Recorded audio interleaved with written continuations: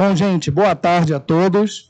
É com muita honra, muito prazer que eu recebi esse convite de estar presente aqui nesse momento tão precioso que é para falar de uma doença tão especial, né? E vamos falar sobre as questões jurídicas, né, que foram pautadas aqui num tema chamado Estatuto do Direito do Paciente. Esse tema é um tema muito relevante, porque recentemente foi aprovada uma legislação federal sobre isso, muito nova, abril de 2026, a Lei 15.378 de 2026. Essa lei trouxe algumas inovações e algumas padronizações sobre o atuar, né, do dia a dia do paciente, na relação médico-paciente, na relação instituição de saúde com o paciente. Então, provavelmente, muitas coisas ainda serão regulamentadas e os protocolos médicos terão que se adaptar a essa nova realidade. Antes da vigência dessa legislação, o direito do paciente sempre teve uma proteção, mas era através de normas abstratas. Por exemplo, resolução do CFM, resolução do CREMERGE, né, que são normas administrativas, né, atos administrativos, assim como o Código de Defesa do Consumidor. O Código de Defesa do Consumidor protegia muito o paciente na questão da inversão do ônus da prova, da questão da responsabilidade solidária, da questão da hipossuficiência econômica, a questão do dever de informação, também chamado de negligência informacional. Então, isso já era uma proteção jurídica que existia e o judiciário, obviamente, aplicava no caso concreto.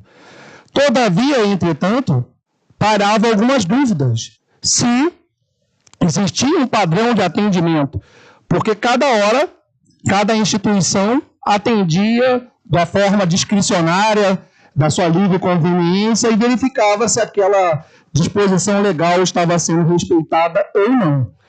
Então, através desse Estatuto do Paciente, creio que isso vai mudar significativamente, porque vai haver uma padronização, tá certo? A ideia é essa. A ideia da criação do Estatuto do Paciente é padronizar.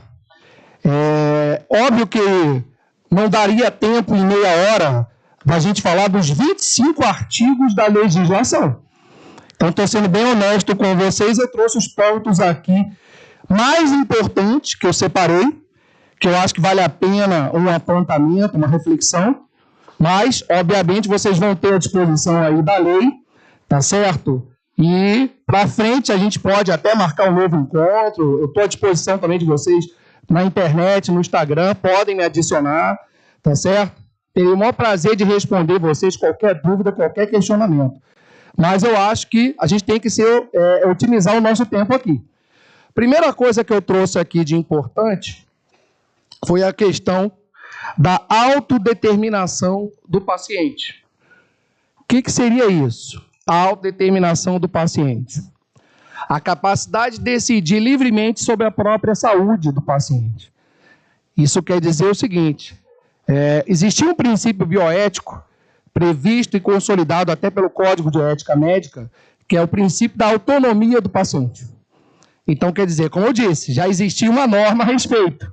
Todavia, como que era cumprido esse princípio da autonomia? Como que era executado esse princípio da autonomia? Até que ponto esse paciente, de fato, tinha essa autonomia?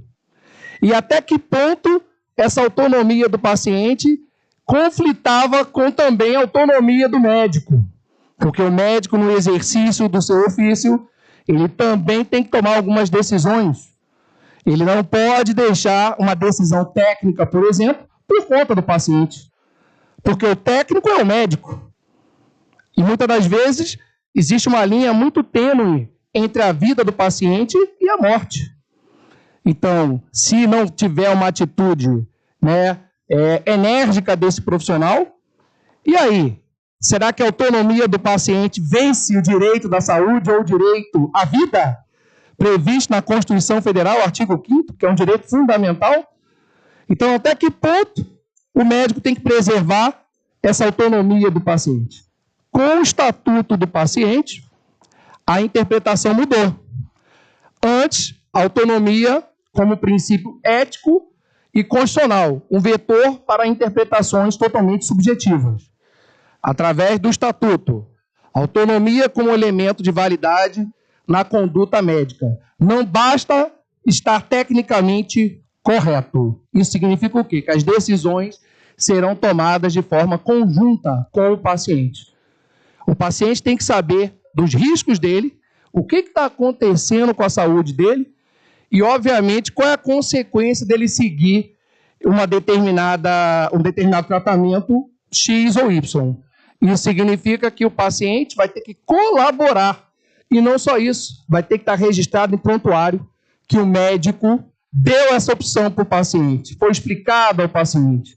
E muito mais do que isso, vai ter que ter a prova que esse paciente ele tinha condições de compreender aquela determinada opção que foi dada para o paciente. Obviamente, se o paciente for incapaz, ou seja, é um menor de idade, se o paciente estiver vulnerável, por exemplo, ele está com uma doença grave, está anestesiado, perto de fazer uma cirurgia. Obviamente, é uma situação emergencial, ele sofreu um acidente, né? Ele está entre a vida e a morte, está inconsciente. Como que ele vai ter autonomia num momento como esse? Então, toda regra tem exceção, né? O direito não tem como abarcar tudo. O direito é uma ciência social. Ela não é uma ciência que tem garantias de ferramentas práticas e objetivas para tudo. Agora, eu preciso cada vez mais usar o direito para consolidar o direito fundamental, que é o direito à vida e o direito à saúde. Então, essa autodeterminação, eu costumo dizer que é uma decisão compartilhada com o paciente. Ou seja, o paciente ele não vai, em nenhum momento, sofrer nenhum tipo de decisão contrária à sua própria decisão. Por outro lado, o médico não vai ter autonomia total e restrita em função do conhecimento técnico.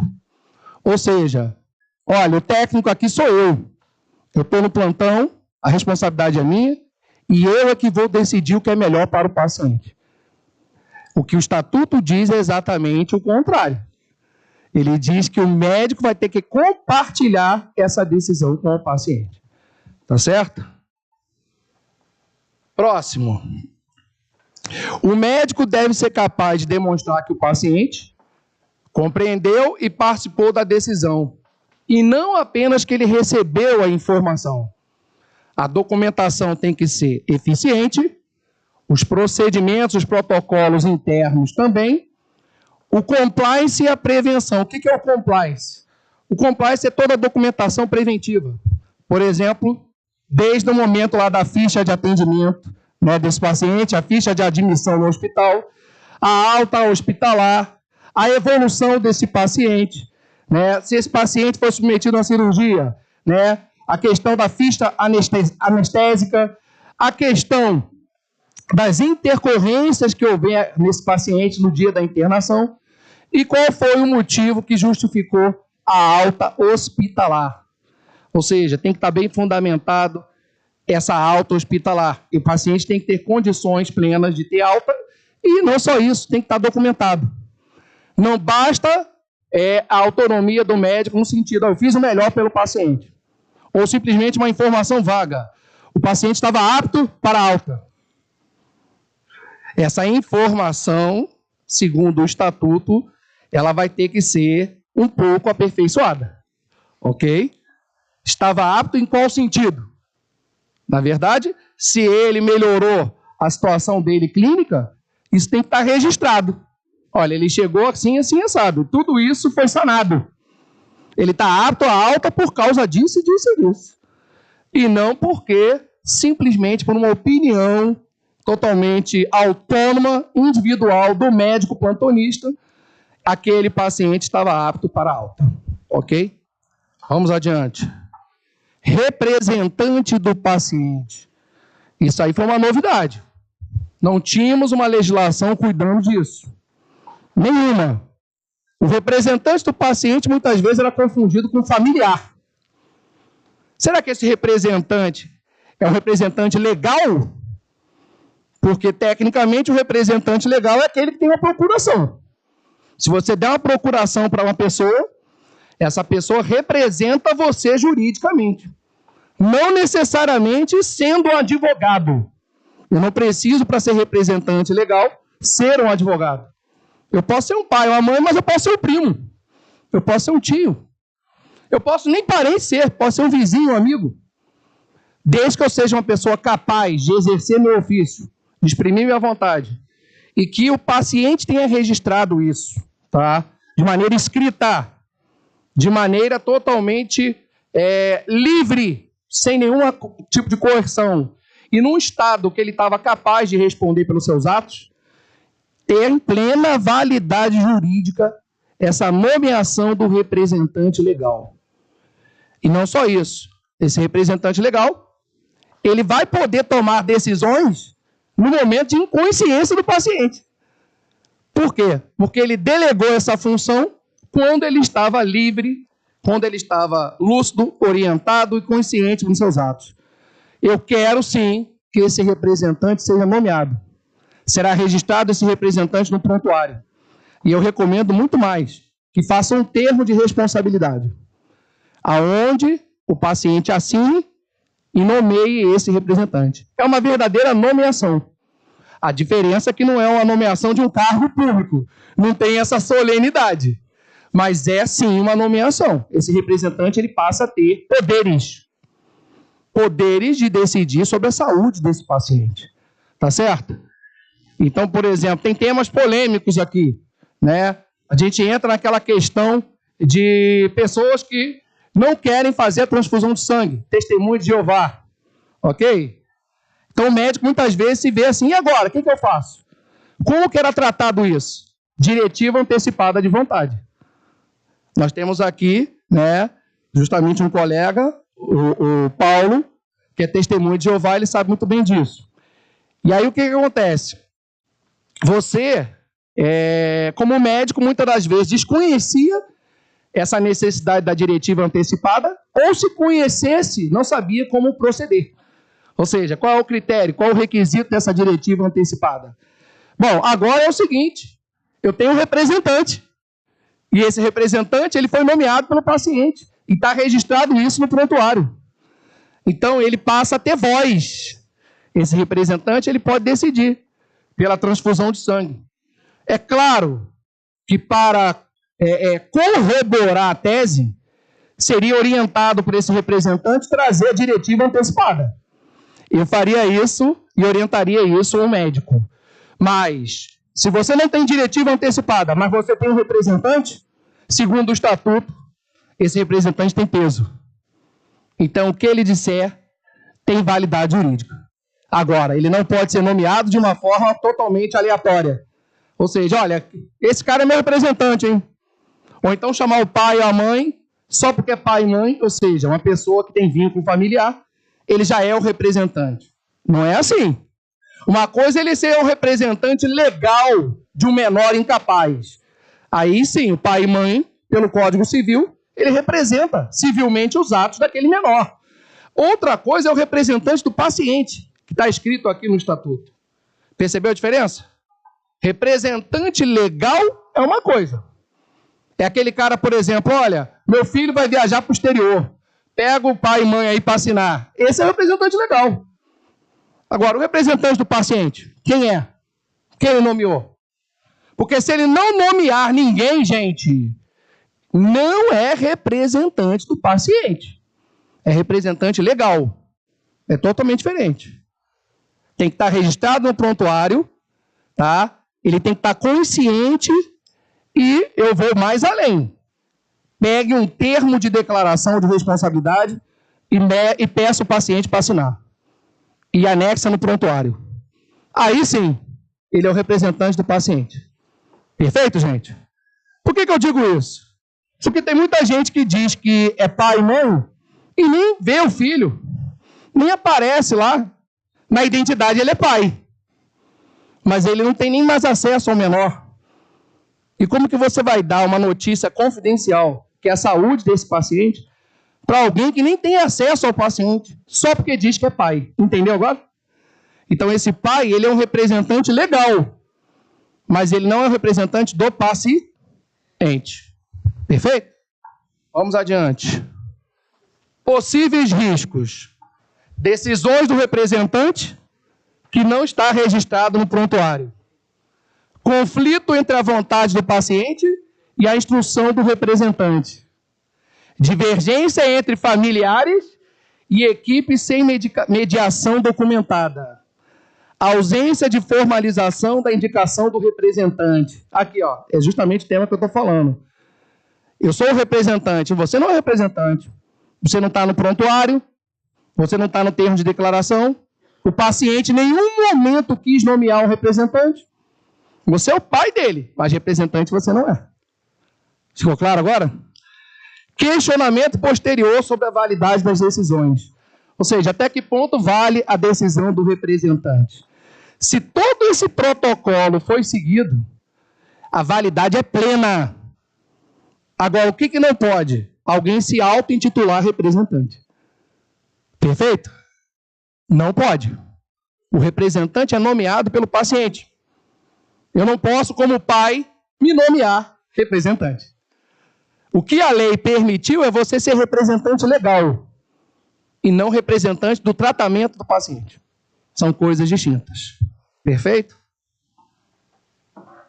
A norma não delimita com clareza aonde termina o papel do representante quando o paciente é capaz, criando uma zona de tensão.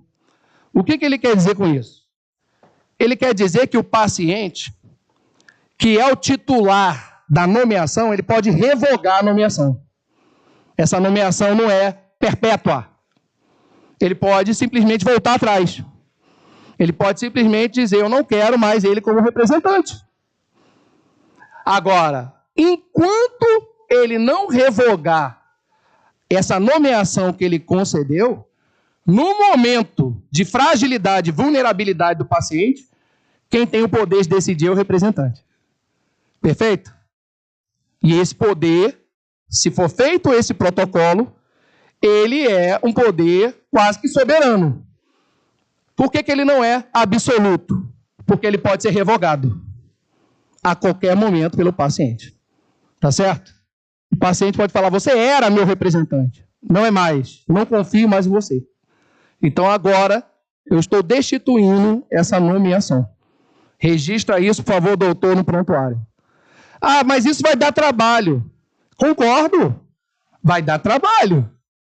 Mas vai também dar uma proteção jurídica para vocês que trabalham aqui na ponta. Porque a partir do momento que tiver um processo, né, as pessoas vão poder se defender.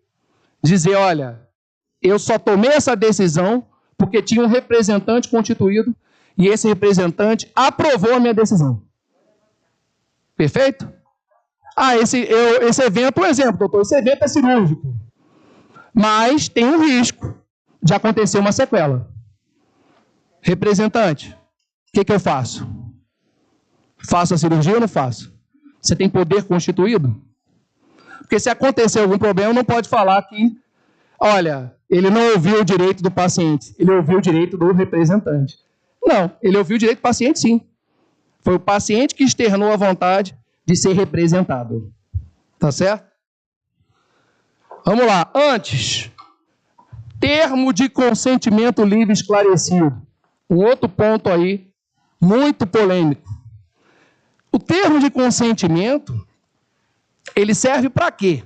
Ele serve para avisar o paciente dos riscos inerentes àquele ato profissional. Que risco? Gente, todo ato médico tem risco. Toda cirurgia tem risco. É um procedimento de caráter invasivo.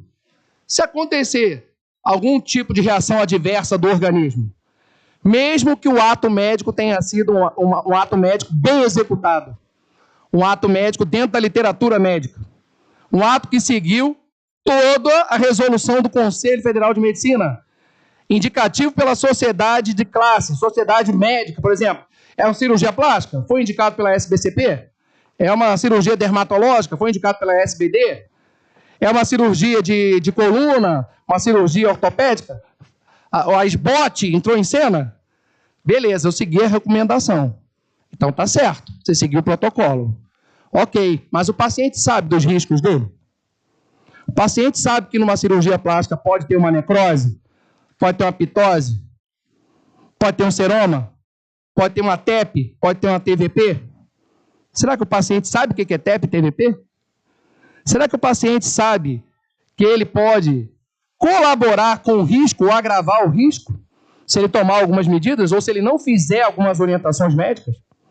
Então, nesse cenário, o termo de consentimento sempre foi um momento onde o profissional de saúde ele se protegia, ele dizia, olha, eu fiz a minha parte. Ou seja, eu estou avisando os riscos inerentes àquele ato médico para o paciente.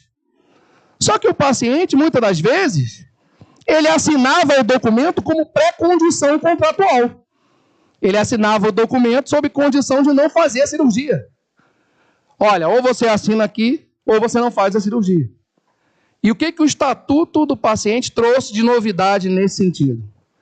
Diz que o termo de consentimento, ele não pode ser simplesmente uma condição de assinatura para o ato médico. Como assim? O médico, ele precisa explicar ao paciente o que, na verdade, seria esse risco, conscientizar esse paciente desse risco e, além de tudo, dar um prazo para esse paciente refletir se, por acaso, ele está realmente consciente se esse é o melhor procedimento para a sua saúde. Caso contrário, o termo de consentimento pode ser invalidado. Ou seja, aquele termo de consentimento que só é dado como pré-contrato, tipo, assina aqui para eu te operar, isso vai perder eficácia. Isso vai perder a validade. Já tinha um entendimento do judiciário nesse sentido. Só que não tinha um respaldo legal. Não tinha uma lei que dizendo assim, olha, qualquer termo de consentimento que foi feito de maneira abstrata será invalidado. Ou seja, o termo de consentimento que não foi dado a oportunidade do paciente refletir, entender e se conscientizar, será invalidado. Tá certo? Pelo Estatuto do Paciente, esse termo ele foi feito de uma maneira totalmente genérica e superficial. E vou mais além. Tem que ter um termo específico e tem que ter por procedimento. Por exemplo, a pessoa vai ser submetida a uma cirurgia de mama, né? Uma mamoplastia, vai fazer uma lipoaspiração.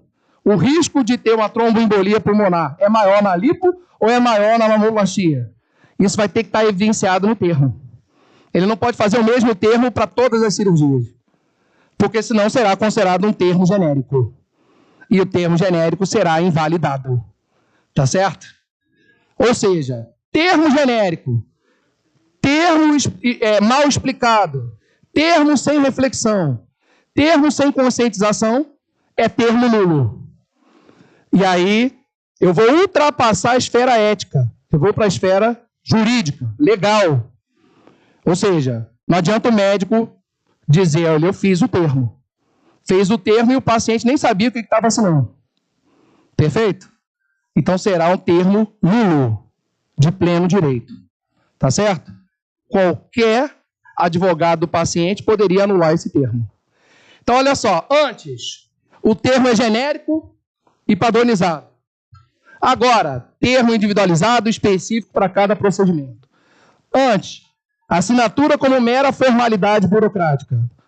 Hoje, verificação da efetiva compreensão. Antes, foco em procedimento, não em compreensão do paciente. Hoje, riscos, benefícios, alternativas detalhadas. Antes, revogação do termo era raramente mencionado. Agora ele pode revogar sem qualquer justificativa. A hora que ele quiser, ele pode revogar. Alternativas terapêuticas omitidas ou vagas. Linguagem acessível ao perfil do paciente. Validade presumida pela assinatura. Registro do processo decisório no prontuário. Então, para você ver, hoje, de acordo com o Estatuto do Paciente, se o termo for apenas uma pré-condição para fazer o ato médico, ele não terá validade jurídica e o médico pode, às vezes, mesmo se não fez nenhum ato de negligência, nenhum ato de imperícia, nenhum ato de imprudência, ele pode ser condenado por violação ao estatuto do paciente e condenado por infração ao Código de Defesa do Consumidor, porque faltou o dever de informação. Tá certo? Então, o consentimento deixa de ser mera formalidade acessória e passa a atuar como prontuário, pontos de regras e defesa em litígios. Outro ponto importante, acesso à informação e acessibilidade. O que deve ser informado para o paciente? Diagnóstico completo, prognóstico esperado, risco do procedimento, benefícios esperados, alternativas terapêuticas disponíveis. Ah, doutor, tudo isso? Não é tudo isso. É porque é um ato é contínuo. O ato médico, ele não é um ato individual, um ato único. Ele é um ato sequencial. Então, você precisa, desde o momento que admite o paciente até a alta, você tem que seguir uma sequência aonde esse paciente ele vai ter alguma chance de cura, alguma chance de tratamento. Então, se ele não teve essa melhor chance, a questão foi o quê? Foi um erro no processo ou foi um erro do atendimento? O fato é que o estatuto do paciente, ele vai penalizar o erro do processo. Ele não vai penalizar o erro só do atendimento, entende? Colocando de outra maneira, o médico, o enfermeiro, o técnico de enfermagem, o biomédico, foi técnico de uma forma exaustiva. Foi um técnico que fez até mais do que esperava dele. Mas ele não seguiu o processo. Então ele pode ser punido pelo erro de procedimento e não pelo erro na condução técnica. Tá certo? Ou seja, não foi o diagnóstico dele que teve erro. Não foi o prognóstico que teve erro. Não foi a alta médica que teve erro. O erro foi no procedimento. Ou seja, ele não seguiu a sequência.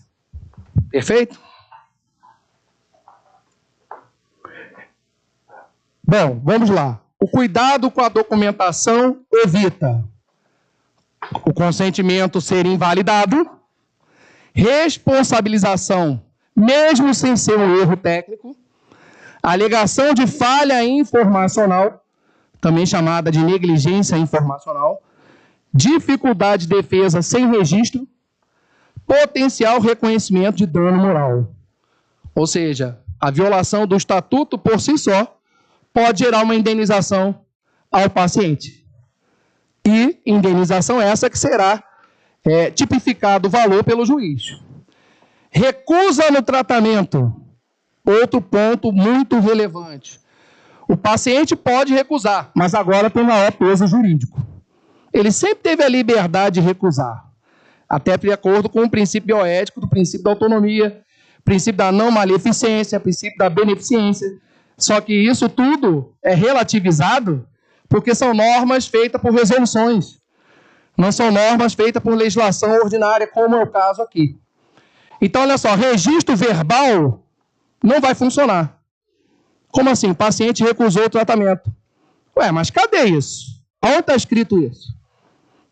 Não, mas eu sou o médico plantonista, ele falou comigo que ele não quer seguir. Ele, inclusive, fez uma alta revelia. Ok, o direito à recusa sempre foi permitido. Só que agora é o seguinte, ele vai ter que simplesmente registrar isso no prontuário, conversar com o paciente e entender se é essa a decisão dele, é uma decisão consciente, e o paciente vai ter que assinar o termo de recusa. Se não fizer esse protocolo, essa recusa não vai ter validade. E não adianta chamar testemunha, hein? Não adianta chamar um colega médico e dizer, olha, doutor, e aí? Você era médico auxiliar. Ele recusou ou não recusou? Cadê a assinatura? Se não tem assinatura, não vai ter validade. Ah, mas ele está inconsciente. Cadê o representante? É isso. O que não tiver escrito não é considerado válido. Presença de terceiros. Bom, o que é presença de terceiro? É quando você está lá numa internação, aparece um estudante, por exemplo, de medicina, e está ali com a equipe médica para aprender e tudo mais. Nada contra essa visita de terceiros. Todavia, isso tem que ser documentado e consentido pelo paciente. Sem o consentimento, significa violação de privacidade. Com o consentimento, significa validade plena de ter essa visita externa, de ter essa pessoa, esse terceiro visitando o paciente. Ok? Isso quer dizer, então, que modificou a relação. Por quê? Equilibrou um pouco a balança. A instituição de saúde, seja pública, seja privada, ou o próprio médico, ele não tem uma gerência sobre a privacidade do paciente. A privacidade do paciente será preservada, acima de qualquer coisa. Tá certo? Então, se ele simplesmente violar, não a questão do tratamento, mas a questão da confidencialidade dele, a questão da privacidade do paciente, então isso será considerado uma violação e, obviamente, não é considerado erro médico, mas é possível um processo. Ok? Próximo. Opa, quem me perguntou? Oi? Oi, doutora. Mesmo ele não entra em exceção. Perfeito. Ele não entrou em exceção. O que acontece, doutora? Essa legislação, ela é muito nova, né? Ela precisa ser regulamentada.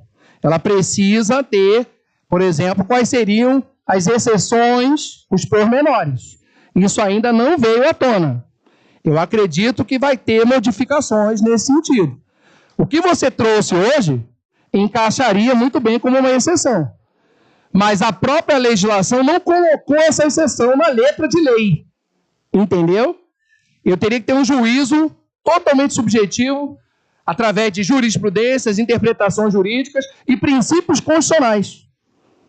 Porque se eu pego um princípio constitucional e a Constituição ela tem maior peso, mesmo que essa norma seja uma lei federal, ela perde a sua eficácia. Tá certo? Então vamos adiante. Sim. Pois não, doutor? Obrigatoriedade de assinar a documentação e a autorização. Certo. O paciente recusou a cirurgia. Certo. Mas aí, na saída, ele falou, eu não vou assinar. E aí? Se ele botar o processo para frente, o que faz? Duas situações. Vamos lá. Esse paciente tem algum representante? Então, ele está sem representante. Perfeito. Na cirurgia, ele falou que ele se recusa e ele também não quer assinar. Ele tem que assinar. Esse paciente é plenamente capaz? Sim. Esse paciente está consciente? Sim, tá. Perfeito. Tem alguma vulnerabilidade dele extrema? Ele fez procuratório de tudo. Quando chegou o dia de internar, ele jogou. Então a recomendação nesse caso é o seguinte: livro de ocorrência do hospital. Livro de ocorrência do hospital. Para isso existe o livro de ocorrência. Registra no prontuário que o paciente se manifestou em recusar oralmente e se recusou em assinar o termo de recusa. E coloca isso no livro de ocorrência do hospital. Não precisa. Se tiver no livro de ocorrência, você pode estar sozinho no plantão que vai ter validade jurídica. Porque esse documento tem fé pública. Principalmente numa instituição de natureza SUS. Tá certo? Então, você vai se resguardar. Mas você precisa saber se é uma invenção, um achismo, ou se é isso mesmo. Você tem que ter consciência que aconteceu. A recomendação é você investigar o paciente antes de tomar essa decisão. Ele está lúcido, está orientado, ele tem algum representante ou não tem, ele é capaz de decidir pelos seus atos. Preencheu esses requisitos? Preencheu. E agora, o que nós vamos fazer? Eu vou documentar no prontuário que ele se recusou, mas não quer assinar a recusa. E vou registrar no livro de ocorrência. Perfeito? Vamos adiante. Então, assim, eu vou dar uma pulada aqui, porque isso aqui é só a questão do prontuário. Bom, vamos lá. Em qualquer processo judicial, o prontuário fala antes do que você. Ele contará a sua versão ou a versão do paciente. Então, o prontuário, ele é uma prova de peso 3, peso 4, não é nem peso 2. Não adianta trazer testemunha, trazer colega de trabalho, trazer filmagem, troca de conversa no WhatsApp, se você, no prontuário, tem uma descrição totalmente diferente do que aconteceu. E cuidado, não faça prontuário retroativo, porque isso pode ser considerado uma prova negativa contra você. Pode ser considerado um documento invalidado pela justiça, porque a justiça passa a não ter credibilidade mais daquele documento. E às vezes aconteceu tudo certo, tudo, a nível clínico, a nível técnico, mas você registrou uma informação que compromete todo o documento. Vou dar um caso concreto. Paciente apendicite. O CREMERGE entende que o diagnóstico é clínico. A justiça entende que o diagnóstico depende de um exame de imagem, uma tomografia. Perfeito. O que acontece? Teve um plantão, não tinha tomógrafo. Não foi solicitado o TC e não foi registrado no prontuário. Paciente tomou tramal, mascarou o sintoma e simplesmente deram o diagnóstico de gastroenterite. Estou falando de uma coisa absurda ou é o dia a dia do Rio de Janeiro? É exatamente isso. E aí? Não está no prontuário nada. E aí o médico chega para mim e fala, doutor, mas eu pedi a tomografia. Eu pedi. Está no prontuário? Então, esquece. É melhor deixar sem o registro da solicitação do TC do que você agora, nesse exato momento, colocar no prontuário de forma retroativa que você pediu o TC. Não colocou? É melhor não colocar e depois se entender com o juiz o motivo do que simplesmente você colocar de forma retroativa. Porque você invalida tudo o que você fez de bom até ali. Tá certo? Responsabilidade concorrente. Eu vou terminar com esse papo aqui, que é o artigo 22, que isso é muito interessante. O Estatuto do Paciente tem esse nome, obviamente não é à toa, é para favorecer a parte mais fraca, que é o paciente. Agora, existe uma cláusula que pode ser benéfica ao profissional de saúde. É o artigo 22. Mas como que eu posso usar esse artigo 22? Eles chamam de culpa concorrente. É o seguinte, você reparou que aumentou a responsabilidade do médico, do enfermeiro, do técnico de enfermagem, do profissional de saúde, da instituição de saúde. Aqui aumentou a responsabilidade. Todavia é o seguinte, se esse profissional de saúde, ele tiver como elementos probatórios que ele fez todo esse dever de casa, a responsabilidade não é mais sozinha do médico. Ela passa a ser concorrente se o médico conseguir provar que o paciente não seguiu as orientações dele. Então isso não tinha. Isso não existia na defesa médica. Porque sempre invertia o ônus da prova favorável ao paciente. E aí, se não conseguisse impugnar esse artigo aí do Código de Defesa do Consumidor, prevalecia a versão do paciente. Então, o que acontece? Agora, eu tenho uma lei federal que diz o seguinte, olha, o médico cumpriu todo o protocolo de acordo com o Estatuto do Paciente. Cumpriu A, cumpriu B, cumpriu C, cumpriu D. Vamos verificar isso aqui, vamos auditar isso aqui. Ok, está tudo perfeito, maravilhoso, sem nenhuma objeção aqui. Ok. Então agora vamos passar para a análise do paciente. Paciente, tomou a medicação adequada? Paciente, ficou em repouso? Paciente, ficou simplesmente sem pegar peso? Paciente, foi para a praia? Fez academia? Pegou sol? Paciente dirigiu? Paciente pegou filho e neném no colo? Ok. Paciente fez tudo isso. Eu tenho uma testemunha para provar que o paciente fez isso. Então eu pergunto, ele seguiu as orientações médicas? Então, segundo o Estatuto do Paciente, isso seria uma prova a favor do médico. E nesse caso, pode excluir o nexo de causalidade de algum processo por responsabilidade civil. De algum processo alegando erro profissional. Tá certo? Olha, peraí. Não foi bem assim que aconteceu. Eu tenho como provar que o paciente não seguiu nenhuma das minhas diretrizes. Nenhuma. Ah, doutor Alessandro, como é que você vai provar isso? Às vezes a internet, ela pode ser a prova mãe.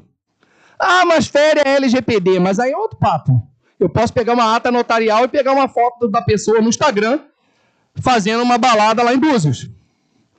E aí o que vai acontecer? Estava bebendo bebida alcoólica, estava dançando, um dia depois da cirurgia. E aí? Você acha que essa prova é importante? É. Demonstra o quê? Que o paciente não seguiu as orientações médicas. Ok. O estatuto do paciente vai aceitar essa prova? Vai aceitar desde que todas as diretrizes que foi solicitado da equipe médica da instituição de saúde foi obedecida. Perfeito, gente? Beleza? Então, com isso, eu termino aqui a minha fala. Eu tenho mais assuntos, mas como atrasou um pouco, vou deixar meu QR Code aqui para quem quiser me adicionar. Eu estou lançando um livro também recentemente, que é a inteligência artificial e o direito médico. Os 5 primeiros que mandar para mim um direct vão ficar já escolhidos para receber esse livro. Tá? Inteligência artificial e o direito médico. E até dezembro, o estatuto do paciente comentado. Então me sigam lá nas redes, que vocês vão saber. Também estou no programa A Hora do Médico no YouTube. Pode me adicionar lá, por favor. Tá certo? Muito obrigado, viu, gente?